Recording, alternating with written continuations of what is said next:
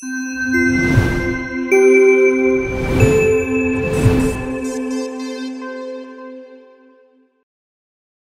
shughuli ina mambo mengi. Kuna watu wadufu wanahitaji wafungwe kupitia dufu. Kuna watu wa milango ya maulid wafungwe kupitia milango. Lakini kuna watu wa mawaidha, na mawaidha ndio yawe mengi zaidi kuliko kitu chochote, kwa sababu ndicho kitu ambacho tunachokihitajia hivi sasa. Lakini ifikie mahala hata hawa wanasiasa tuwape nafasi kubwa tu ya kusema katika maeneo kama haya, kwa sababu tushaanza kusikia tetesi zao kususia uchaguzi. Wengine wanataka wakinukishe. Sasa tunataka tujue sasa, katika wale wanaotaka kukinukisha na wale wasiotaka, tumfuate yupi sasa? Tuambiwe haya maneno, wapate nafasi waseme, na kwa sababu jambo lenyewe ndio mwaka huu. Na sidhani baada ya shughuli hii kama tunaweza tukapata shughuli nyingine hapa Muumini kabla ya kuingia uchaguzi mkuu wa mwaka huu.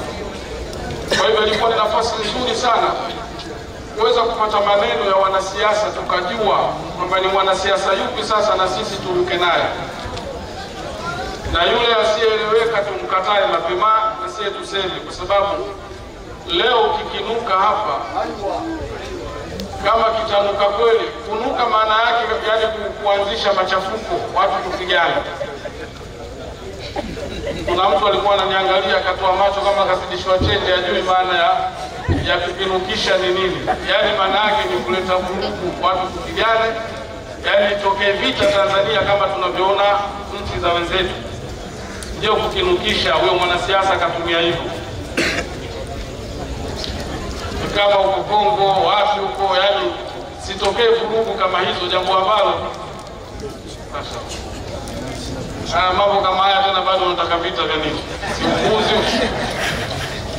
Hakuna vita, si vita ya kutaki. Na niseme kama kiongozi wenu na mtumishi wenu, wanasiasa kama hao tuwakatae asubuhi tu mapema kwamba hatutaki hizo siasa zao za kutaka kuingiza mapigano na machafuko katika nchi yetu. Na sisi uzuri wa bahati kwa imani tulionayo kama Waislamu, ni lazima tumsikilize kiongozi wetu wa kiroho hapa nchini, Mufti na Sheikh mkuu wa Tanzania, Sheikh Abubakar bin Zubair bin Ali. Ili tamko mara nyingi amekuwa akilitoa na kutoa tahadhari kwamba Muislamu usikubali kuwa chanzo cha kuharibika, cha kuvunjika amani katika nchi. Usikubali. Ukimwona mtu anakwambia twende, kimbia. Hao wenzio hao, sisi kule kwetu kuna wadudu fulani wanafanana na nini, wanafanana na ngadu, lakini tunawaita twago. Ikifika kule pwani kule kuna wadudu wale wanaitwa twago. Wale twago wale wanakuwa na maneno yao, kwa sababu nyumba zao zinakuwa huku juu, ndio wanachimba mashimo, ndio wanalala mle, wanapata watoto mle kwenye zile nyumba zao mle. Sasa mawimbi yakija yanafukia zile nyumba, na ukienda kule ufukweni utaona wale wanajipanga hivi. Sasa wazee wetu wametengeneza maneno, wanasema vile wakijipanga mistari wanaambizana, jamani hapa tukubaliane tulikinge hilo wimbi lisije kubomoa nyumba zetu. Sawa, tulikinge, ndio wanaita tulikinge. Wote wanakubaliana tunalizuia wimbi lisiharibu nyumba zetu. Wakati linakuja, huyu wa hapa anaingiza fikra kwamba hapa mimi ngoja nibonyee, kwa sababu hilo siliwezi, ngoja nibonyee, atazuia huyu na huyu na wengine. Na huyu hapa naye anaingiza fikra hizo. Kwa hiyo kila mmoja anaingiza fikra hiyo.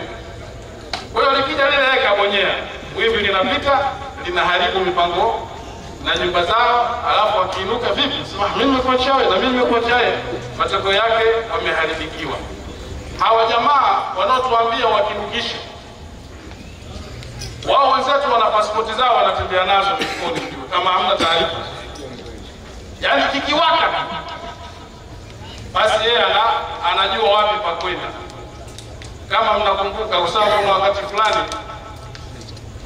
wazee wetu wametengeneza mithali, balaa haliondoki ila kwa balaa.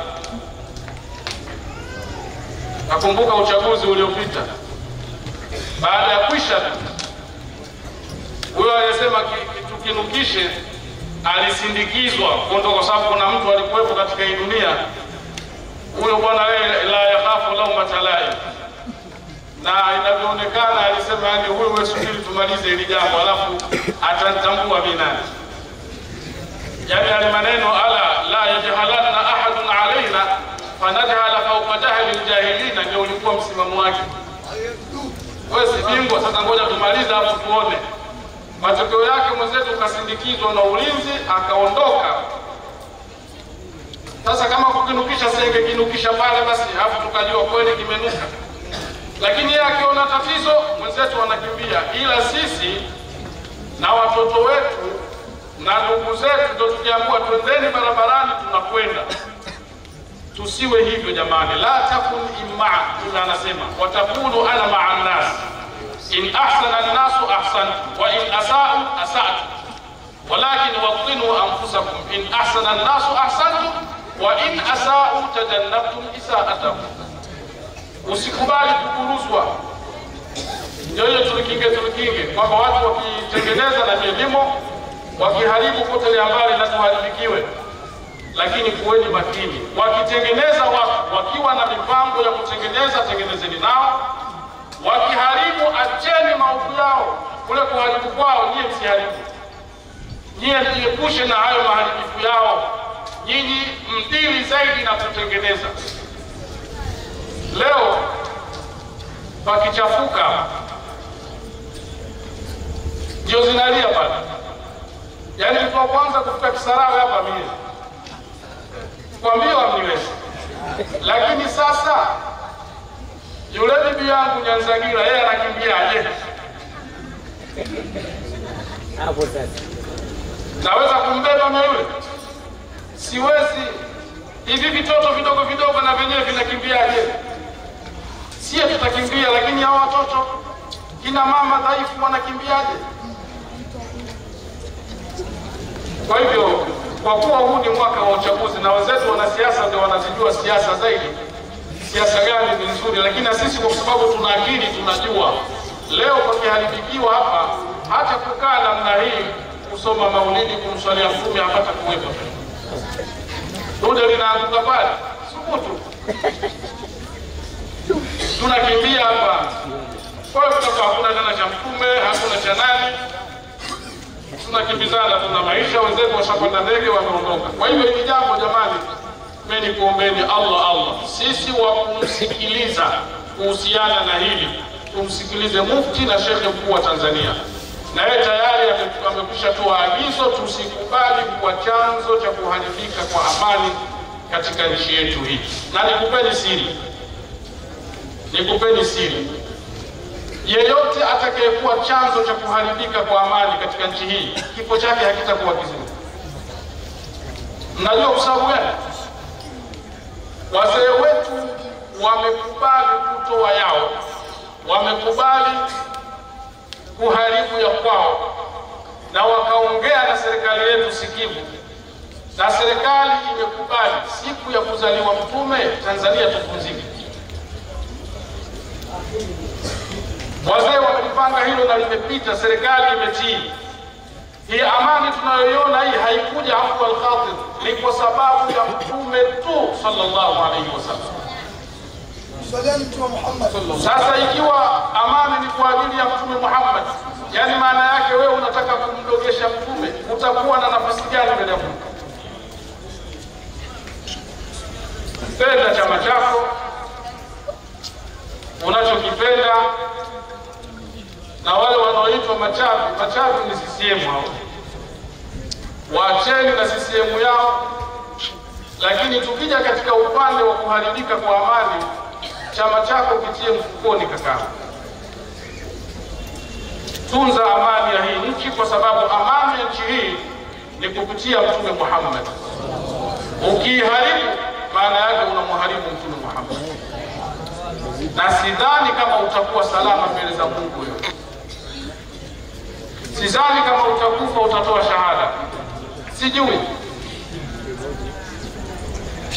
Sasa ili tusifike huku tukaharibikiwa ukubwani kama matikiti, sisi lazima tumsikilize mufti na shekhe mkuu wa Tanzania kuhusu amani ya nchi hii. Tuitunze amani yetu, na amani ipo kwa ajili ya Mtume Muhammad sallallahu alaihi wasallam.